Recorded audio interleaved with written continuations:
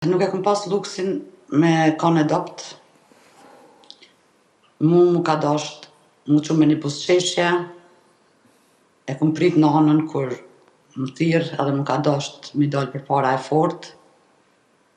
Ajo nuk e ka dit për çka ju ardhur në Francë, nuk e ka dit dhimbjen që jam të e përjetu. Mu ka dashte s'dashte me një farë mënyre, mu kanë e fort. E kom pas një luftë shumë e madhe, shumë e ranë. Unë gjithmonë kancerit ja kom pas frikën. Kom pa njerëz në familje me kancer, e di çka kam përjetu, fatkeqësisht nuk e kam pas fatin tem edhe të nanës. Edhe thjesht e kom dasht jetën edhe e kom ditë që e kom pas një ndjenjë mrena meje që unë kom ja dal kësaj lufte. Unë kom ja dal, nuk kom e përfundu si antar tjerë të familjes.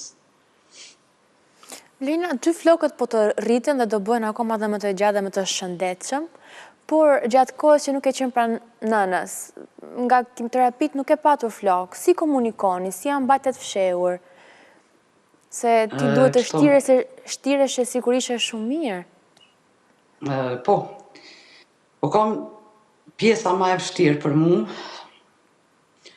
kur më kanë ra flokët jo pse më ka humb ajo pjesa e bukurisë femërore që e kem, domethënë prej flokëve, po e kam pas të vështirë qysh i dal tash unë nanës më ka mirë.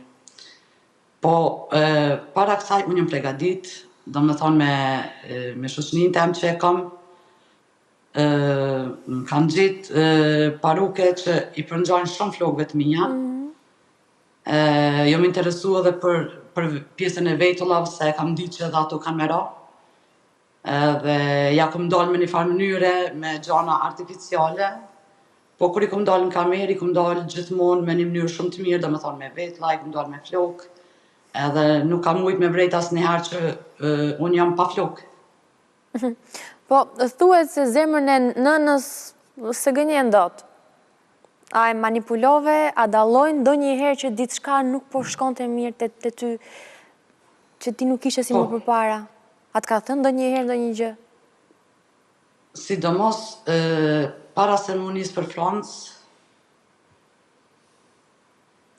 u ka një periudhë 4-5 ditë që kom qëndru domethënë me nanën në Kosovë, edhe non-stop e ka pas atë shikimin sikur pe di që diçka ka, edhe ju kom thonë edhe antarëve tjerë të familjes që ka me kuptu,